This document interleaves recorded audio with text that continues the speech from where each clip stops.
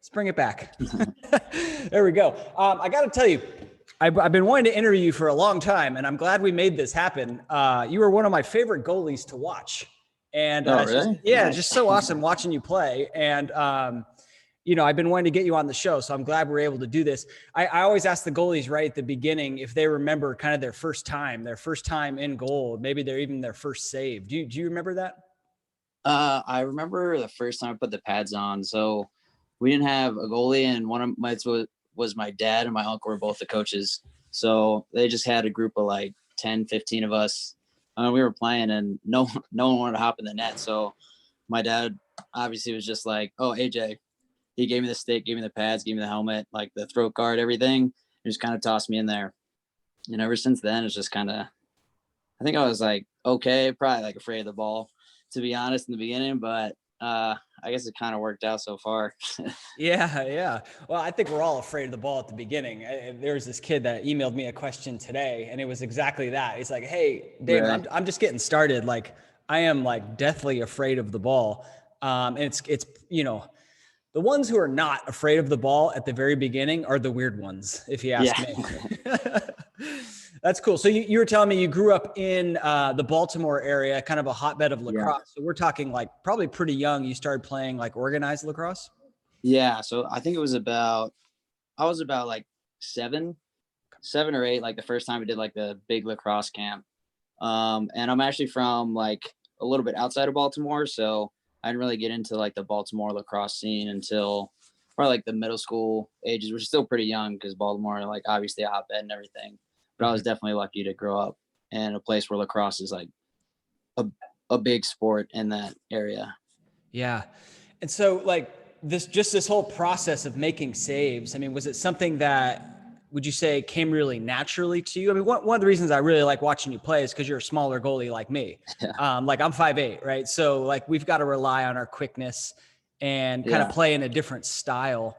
And I'm curious, like, is that something that came naturally for you, or is that just was it like a linear progression, or was there one camp, one season where it just all took off, or how's that look for you? I would say, yeah, like there definitely was a progression, but like from the beginning, I think once I got used to like the balls coming at me like at a fast pace, I was like trying to put everything I had in front of it. So like whether it was a stick, my foot, like grew up playing soccer, so like those things. And then once I actually started to learn to like the movements, like the off stick side, like making my hands move faster, that was when I really like developed, I guess, like a good playing style. But I didn't have like too much like focused coaching growing up. So it was just basically like if I see the ball going in one spot, I'll put whatever body part it is there in front of the ball just to stop it. Yeah.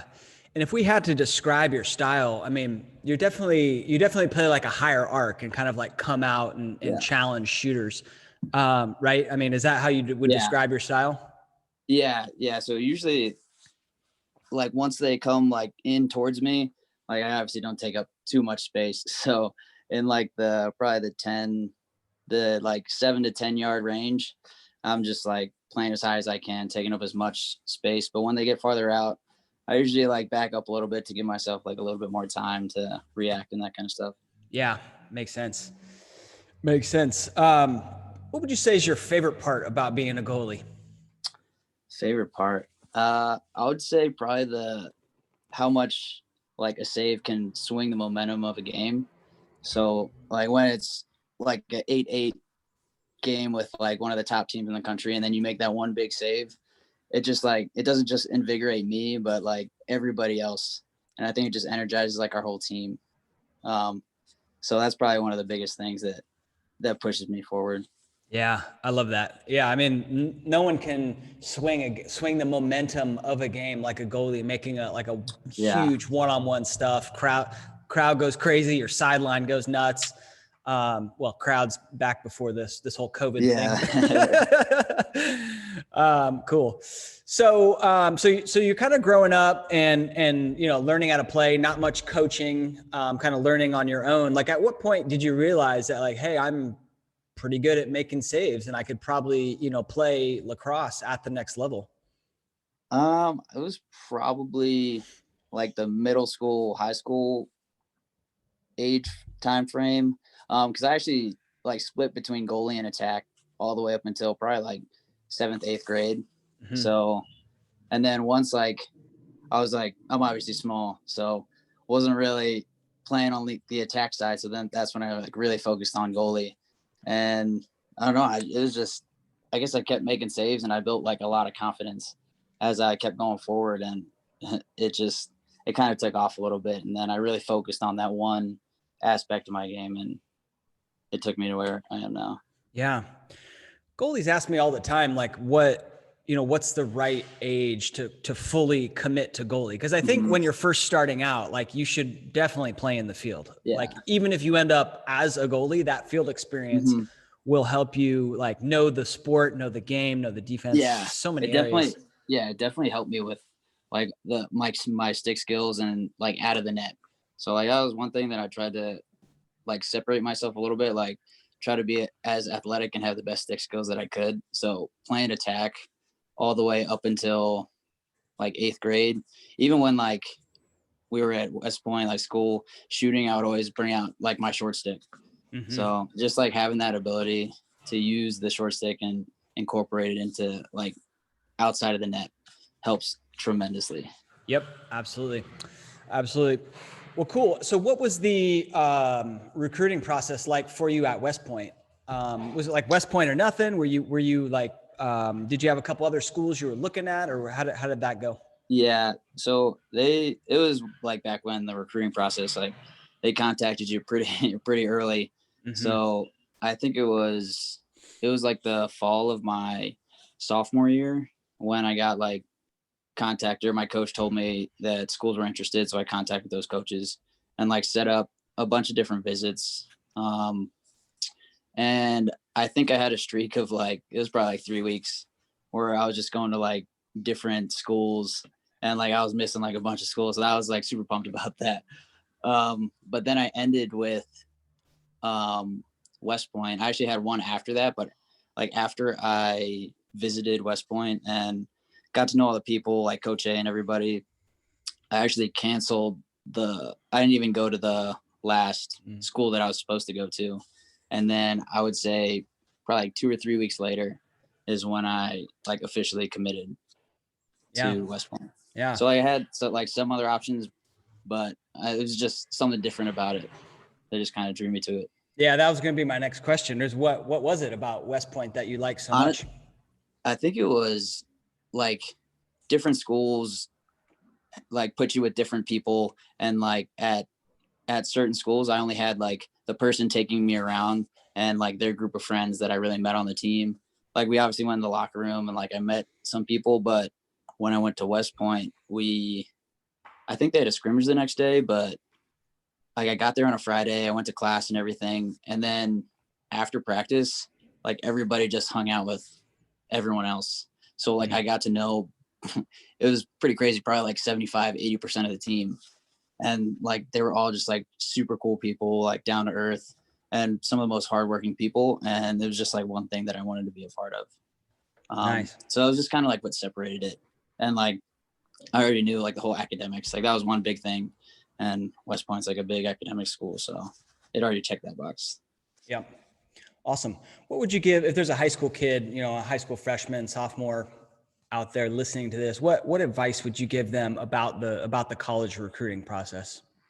I would basically just say take in all your options, and then like you kind of have an idea of like what you want, but just be open to what other people's opinions are and like what other schools can offer you. Because you might have like, because growing up, like I really wanted to go to Princeton. Like that was like one of my things. And then once I like looked at a bunch of different schools, I had no idea like really what college was about and like what I actually wanted to do and how it sets me up for like the rest of my life.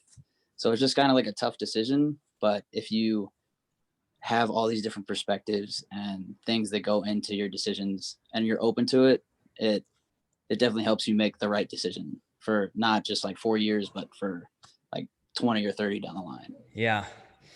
Yeah. That's good advice. I mean, I started playing lacrosse in college. And so like my college decision, like didn't have anything to do with Mm-hmm. lacrosse, but it was still difficult. It was still like Yeah, incredibly like, crazy.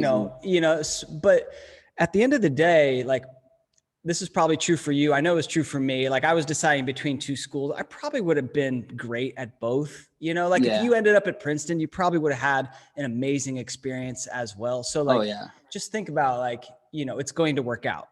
I think Mm-hmm. is a lesson to take away. Yeah, definitely. Yeah. Definitely. Well, awesome. So then, you get to West Point. Now, is that kind of the first time you've ever had, some like goalie coaching? So I had a little bit like when I was younger, Okay. went to a guy named Jon Weston, probably like 4 or 5 sessions, The but goalie man.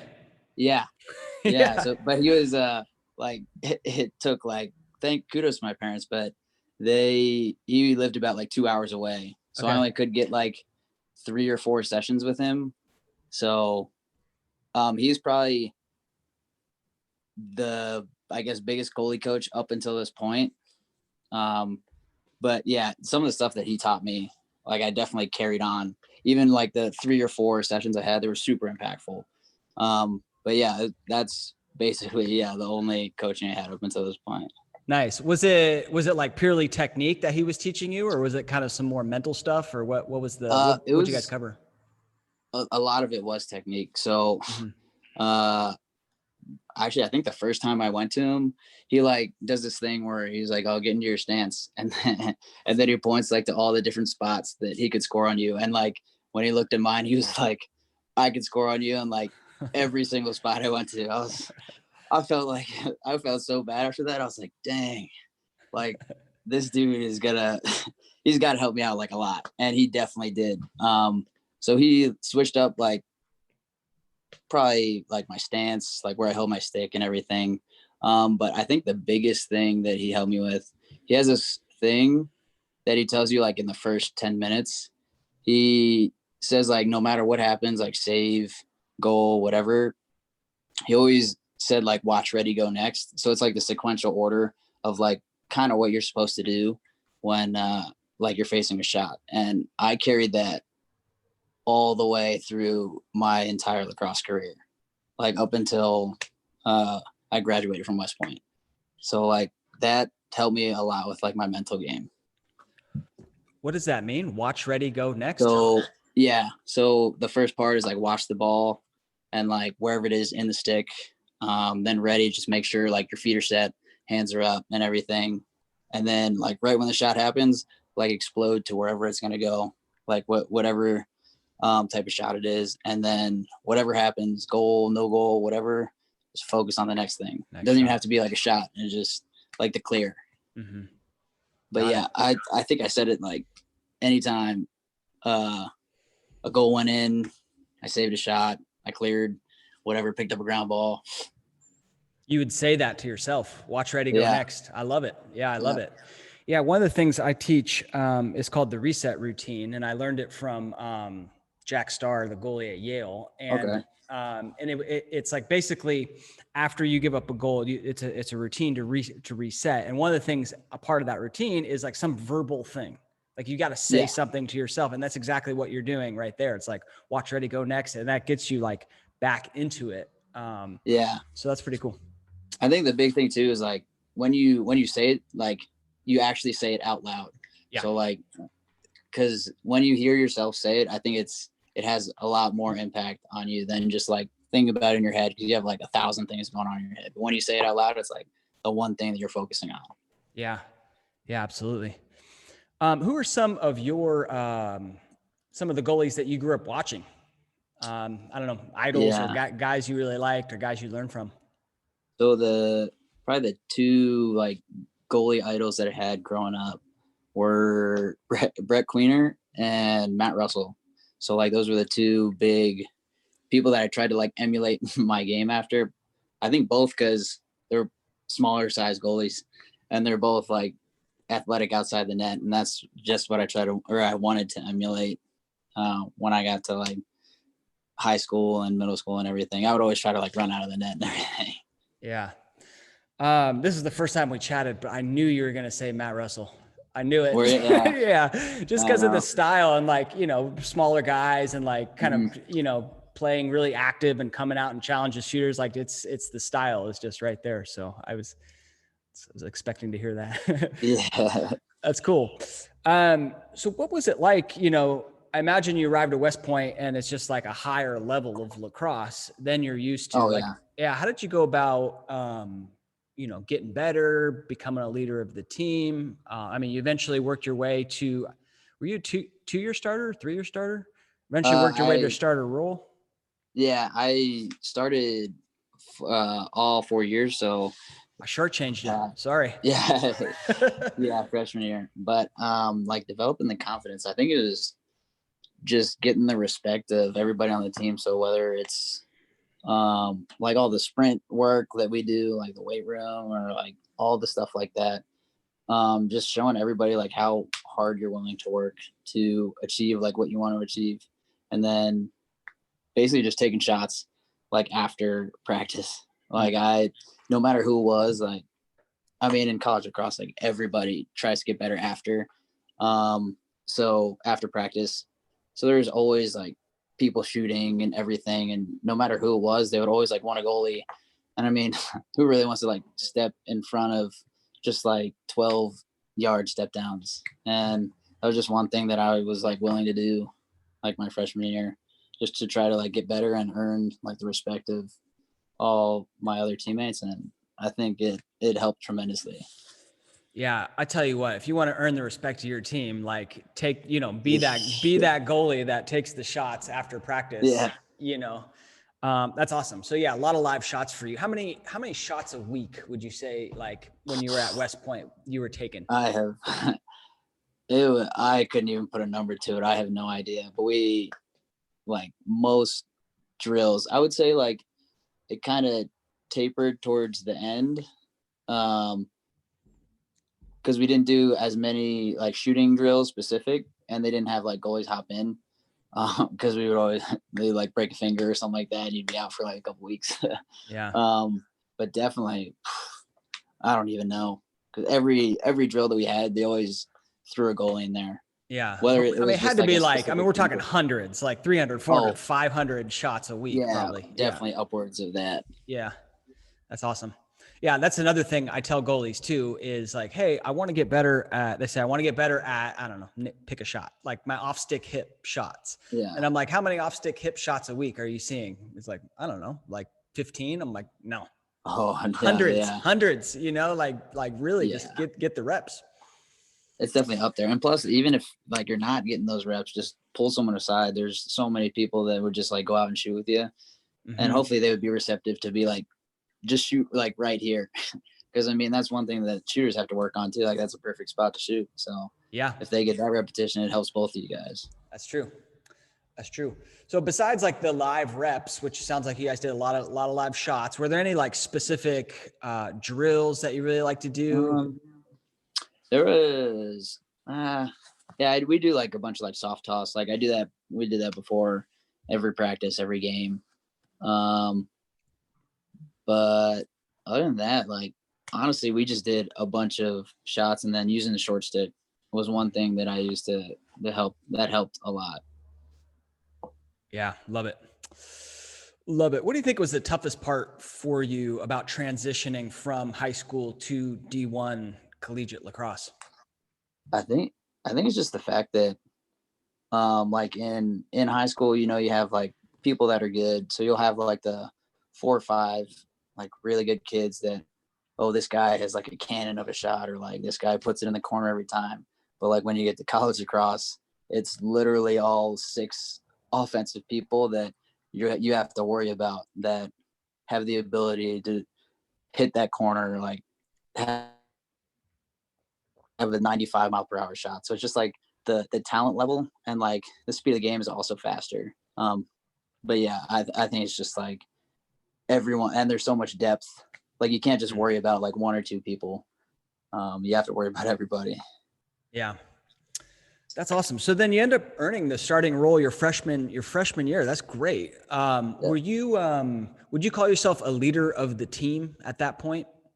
Freshman year, I honestly probably not. We had a pretty like senior defense. So my freshman year, we had 2 seniors and a junior that were in front of me, and they were like probably 3 of the best leaders on the team. Mm-hmm. So it was like I didn't have to be, but I definitely learned a lot of their qualities, and they just helped me out so much, just like with confidence in myself, and just like what it means to be like a good leader and how to lead. I think it's just kind of one of those things. West Point's known for their defense, and every year that I was there, we had, I think, the best leaders on the defensive end. Interesting. So, yeah. Well, I imagine a lot of people. And then sort of by your, I don't know, junior year, senior year, you've kind of, you've learned those lessons. You've got that experience. You're the goalie. I imagine you're sort of a leader of the team by that point. Yeah, definitely. So it was definitely a good progression that I had, and a lot of great people to learn from. Yeah, absolutely. Awesome. I was going to ask what, at West Point, let me ask it this way. I played at Cal in the MCLA, and after we won, we would have an adult beverage, Yeah. What did you guys do to celebrate? So after every game, everybody would go back to the locker room, and then all the parents set up like a big tailgate for us. So that was one spot where everybody could hang out, no matter who it was. But then I didn't live too far, but usually you go to the tailgate, hang out with everybody's parents, and then you'll go out with your parents, see them for a little bit. And then I guess depending on the night, sometimes there's a pretty strict, when you're 21, you can go out. Mm-hmm. But there's only a few places you can go to. So honestly, it's more of just hanging out with each other and everybody else's families. Awesome. Yeah, that's awesome. Love it. Was there a time in your career where you were the backup? I mean, sounds like not at West Point, but I guess at high school. My freshman year, I was on JV, so okay. I started JV, and then they'd have me suit up for the varsity game. So I didn't get any playing time at all there, but I at least got to hang out with the varsity goalies and everybody else there, just to get to know them. Yeah. Where'd you go to high school? St. Paul's in Baltimore. St. Paul's. I feel like we just talked about that. There's other great goalies that went there, right? Yeah. There's Gunnar Walt was, I think he was 5 years before me. Okay. Somewhere like that. And then the big one, Scott Bacigalupo, is probably one of the best goalies ever. And he went there too. That's it. I interviewed him about a week ago. That show hasn't even come out yet. So, oh, really? Yeah. And he mentioned it, and I think he mentioned your name. So, awesome. I mean, wow, that's great. Yeah. Unbelievable. Awesome. So then I guess you finish up at West Point. And by the way, thank you very much for your service. Really appreciate it. I appreciate the support. Yeah, absolutely. Was there any thoughts about trying to give professional lacrosse a go, or were you always? Nah. I got a couple phone calls about it, and me and Coach A talked about it a little bit, but I think I was just ready to. I mean, I love lacrosse, love playing, but it was one of those things where I was I'm gonna start the next chapter in my life. I definitely miss it, but yeah, I kind of knew that I was probably gonna hang up the cleats after my senior year. Yeah, awesome. I got to tell this one story. So I've never told it on this podcast. My dad was in the Army, right? And okay, awesome. And that's where he learned about lacrosse. Not West Point, literally in the Army. So he's he's stationed at Fort Ord in Monterey and doing training. I think this is called the AIT training. I don't know if you guys still use that term, but anyway, so the first lieutenant comes out and it's Lieutenant Steve Wood. And he's fresh out of West Point, right? It's his first job. And he goes, soldiers at ease. Hey, does anybody play lacrosse? And like, my dad's standing with 30 guys. No one raises their hand. And he's from Canada. Right? He's like, well, I've seen lacrosse. So he raises his hand and he's like, it's the best thing I ever could have done in my life. Cause then I got to meet, he's still friends with this guy, with Woody. He's still friends with him. Really? And then he got to play lacrosse with all these officers and kind of hang out. And anyway, that was kind of like how our family got introduced to lacrosse. So I wanted to tell you that story. Oh, that's awesome. Yeah. Yeah, that's awesome. Usually when like I get to like a new group of people, that's one of the first like questions I ask, like anybody play lacrosse or like anybody from Maryland. But yeah, it's just cool to see like so many people like in the Army, like you meet so many different people from so many different states and backgrounds and everything, just to like have that one common ground, like lacrosse, like one of my passions, and like you have it too. It's like, it like puts a smile on my face. It's awesome. Yeah, totally. I imagine. And especially if you can find another goalie, huh? I mean, there's something, I don't know if there's any other bond as strong between a positional players. Like, do face-off guys have that kind of bond? I don't think so. I think goalies have the strongest bond. Yeah. I think it's definitely goalie. Yeah, you know what everybody's been through. Yeah. You know what it feels like to get hit in the calf at like 80 miles an hour. Yeah. Was that the worst spot for you? Every goalie kind of has their worst spot. Was the calf the one for you? Yeah, definitely. I think it's definitely the calf, because it was always like, it would always be like the smallest red mark too. It'd just be like a little circle, but it does the most damage in my eyes. Like anytime I try to walk around, it's just a struggle.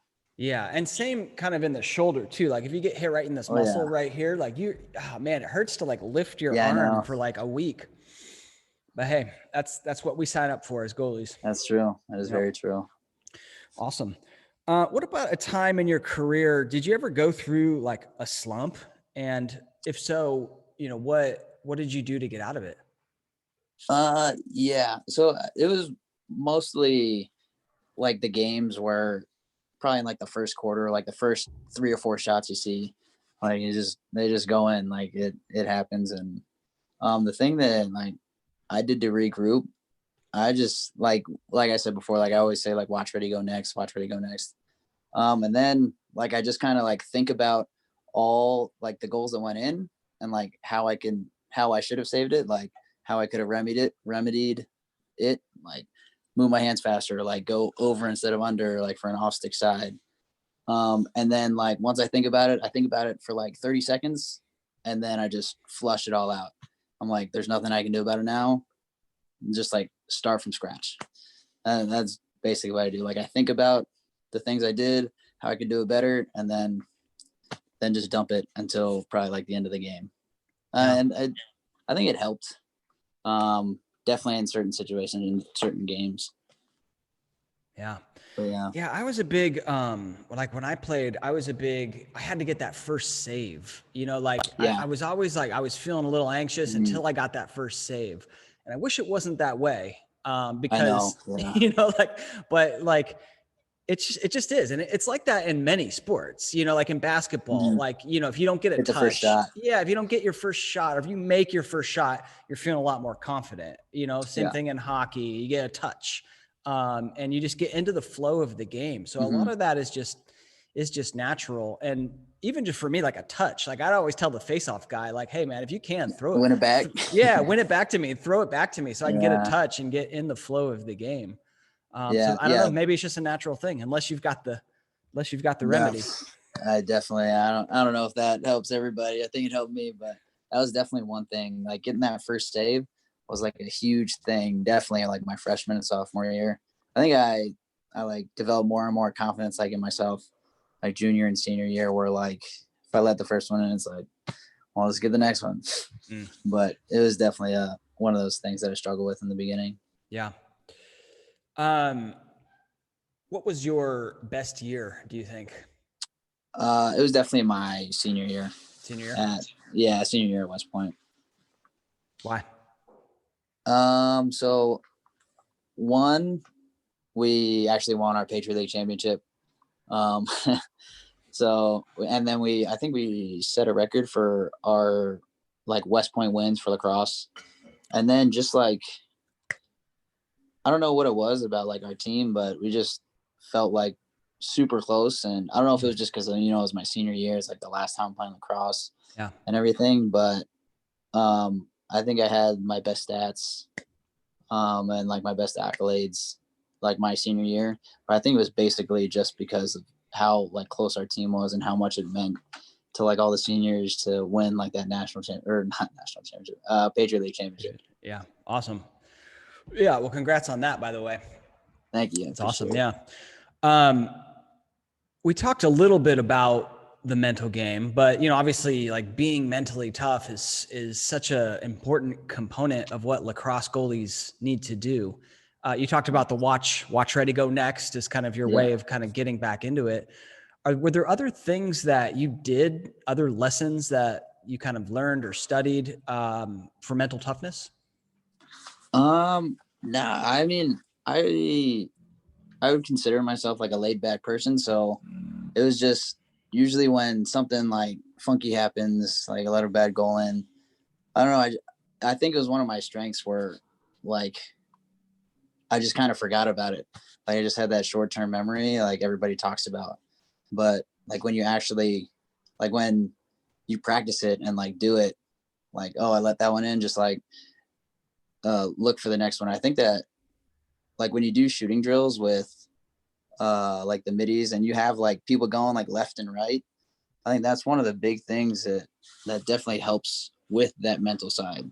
So like when they like come across the top, like say you're doing like on the run shots, like a sweep, like they shoot it and then there's one that goes in that you think you should have or whatever, like boom, you can't even think about it, like there's another guy coming.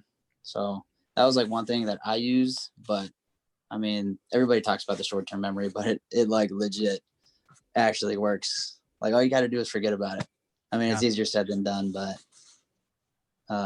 yeah, that was one thing that helped me a lot. Yeah.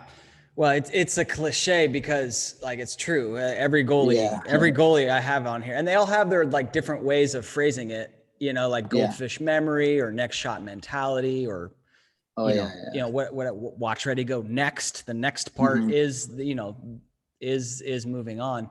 But yeah, it's so true and so important. So, all right, well, cool. What do you think are some lessons that or things, I don't know about lessons, maybe some things that you guys do really well at West Point that you want to share with like the youngsters out there? I think at West Point, Coach A and the whole coaching staff, like we go down to like the bare bones. So like the fundamentals, the footwork, like any small, like minute detail that there is, we like work to death. I think that's probably why we usually have one of the better defenses, because Coach A has the defense working on, I think it's probably the first like hour or like hour 15 of practice. I don't even know if the defense like uses their sticks. So like they do a bunch of footwork drills, like approach drills, and like the attack's doing the same thing on the other side. So just like getting the footwork down, because like stick skills are, I believe there's something that you can like develop and teach, but when you get to like the bare bones, all the fundamentals, that's what we definitely harp on at school. And is that, and then just like grinder mentality. Like when there's the ball on the ground, like you're going to be the guy to get it. Like it doesn't matter who else is going for it. You're going to be the guy to get it. But that's those are the things that we work on probably to death at school, and they've helped us become pretty successful. The dudes are playing awesome now, so been watching them a lot. I was gonna ask, you watching Wyatt? He's been playing really well. Wyatt, he's a beast. Yeah, he is a beast. I'm super pumped to see him do awesome, like so well. Yeah, I made this save edit of one of his games, just all the saves. I'll send it to you. It's pretty really? cool. Yeah, it's pretty cool. Yeah, he's honorable midseason, honorable All-American. Just balling out, man, balling out. So I know, I'm super pumped. Wished him the best of luck. Anyway, kind of going back to those two lessons, I don't want to get away from that because that was really strong. What you said. Our college coach was the same way in that, like when we started out in fall ball every year, like he would, coach starting from zero, as if you knew nothing, like building up the fundamentals. And I think that's really a strong way to coach, because sometimes you get a guy as a junior, he's a senior, he's like, oh, I know what I'm doing, and then you get away from the fundamentals, even at goalie, right? I mean, it can happen at goalie where sometimes people go through a bad stretch, and it's because like you're not in the right stance. It's because you're not positioned on the arc in the right way, and those are like fundamentals. So yeah, I think that's a really important point. yeah, and I think it works with every single position. You just start from the bottom, work your way up. Mm-hmm. Yep, absolutely. All right. What about pregame rituals? What did you do pregame? Pregame ritual. I would say probably like the two like kind of quirks that I had were, one, I always had like a white long sleeve. Like I wore the same white long sleeve like every single practice, like every game. And my senior year was like a University of Hawaii, just like weird long sleeve, like for no reason. It was just super comfortable, and I was like, I'm gonna wear this for the entire season. So I wore that, and then for some reason I also wore a watch every single game. Like I had, and it didn't even work. I don't know why I had it. It was just on, like it felt super comfortable. Those are like the two quirks. Other than that, like, well, I didn't really do too much. I just had like a stretching routine, took a couple shots, tossed a couple balls around with other people. But yeah, those are probably the two like weird things. Everybody's got their weird things. Those are my two. That's good. So anytime we see AJ Barretto out on the field, the long sleeve is underneath his University of Hawaii. Yep. And then you got the watch underneath the gloves there. Yeah, and then it was a Nixon like metal watch that didn't work. So yeah, you always know I got those two things. Oh, that's awesome. Did you have to go through any injuries? Fight back from any injuries? I was fortunate. I think I only had one. So it was my sophomore year. Actually, in the warm-ups of the Penn State scrimmage, when we were warming up, I took a shot like straight to the thumb, and like I'd never really broken my thumb or like had to diagnose like broken thumb, so I didn't know like too much what it felt like. So like when it hit it, I was like, man, like this is killing me. Like it hurts so bad. But I mean, I was a sophomore, and I was like, well, I'm still gonna play. So like I started the first half. Like I played like decent, but like not great. And then like I came off and I went to our trainer. I was like, man, like my thumb feels like really bad. And he was like, oh, we'll just get it checked out when we get back. And he was like, I don't think it should be too bad. I got the x-rays the next day and it was just like a straight clean break. Yeah. So that was the only time I really got injured, that I had to miss. Actually, I only ended up missing the other scrimmage and then got to play in the season opener. But yeah, it was, I didn't think it was a big deal until we got the x-ray back. Just straight clean break. Yeah. And you were only out for 2 weeks, or it was a lot longer than that? It was actually ended up only being like a week and a half. And then I convinced Coach A to let me play. So I got my cast cut off, and then they gave me a soft brace. And then after the soft brace, they had to put a wooden piece next to my thumb, and then I had to cut my gloves to fit my hand in there, and then they taped the glove around my thumb because it didn't fit. But wow. I don't know how I got Coach A to let me do that, but yeah. So it was still broken. Yeah. Oh yeah. For sure. Oh yeah. For sure. Did that a couple goalies I've have sent me questions where like they go through an injury and then it kind of like screws with their head. You know what I mean? Like when you come back, like you're not as confident, like, or you could take a concussion to the head and then all of a sudden you're like a little bit fearful. Did you have to go through that at all? I imagine not, but I don't know. How did you, what would you recommend to those goalies? So it was, I think I got the cast cut off on a Wednesday. So I only had it on for like a week and a half. But that Wednesday, Thursday practice that I played awful, like terrible. And I could have sworn like Coach A was like going to let me play. And then he like saw like the 2 practices, and then it was just going to be like, no, it's a no-go. But fortunately, I had confidence in me.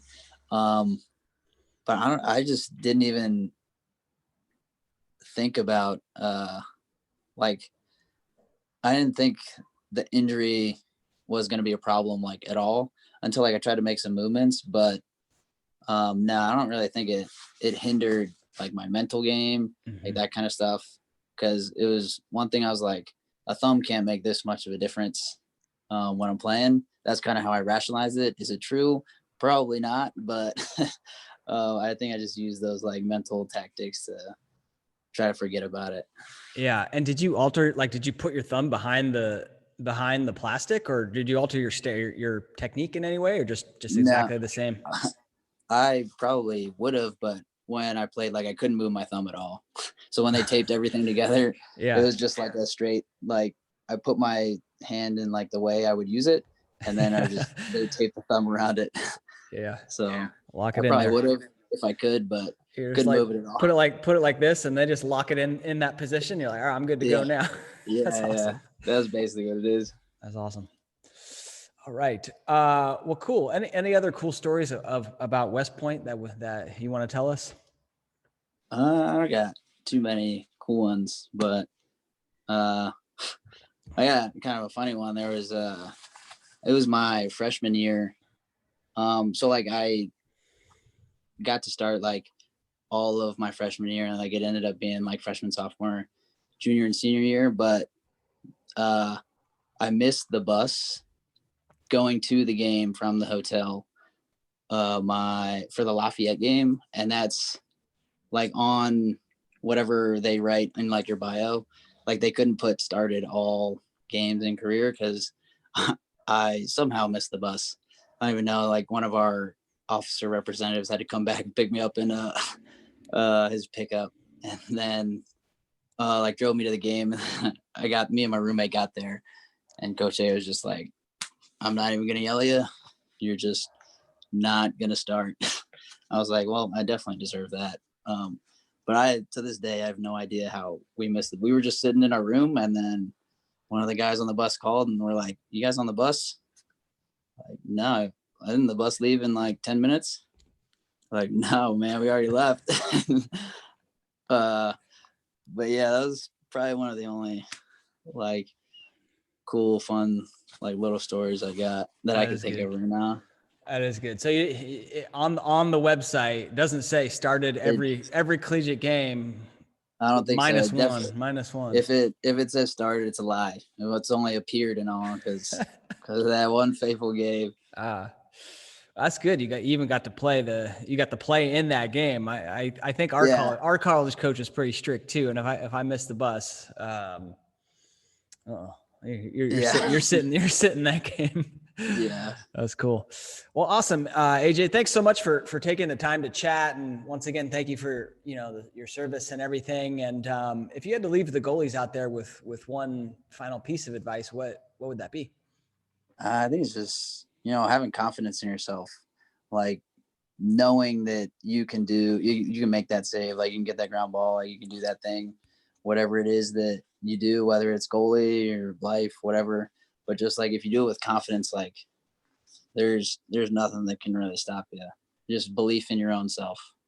But yeah, that's basically it. But I appreciate you reaching out. It was nice to get back into, like, lacrosse talk because I haven't done it too much in a while. So I've been out of the game. But I appreciate you reaching out. Yeah, absolutely. Love it. Well, thank you so much for coming on. Shout out to Wyatt. He actually gave me your email. Yeah. So thanks, Wyatt. Making that happen. Yeah. Hopefully that guy keeps balling this year. We're going to be watching. He definitely will. Yeah. He definitely will. I love it. All right, AJ. All right. It was nice talking to you.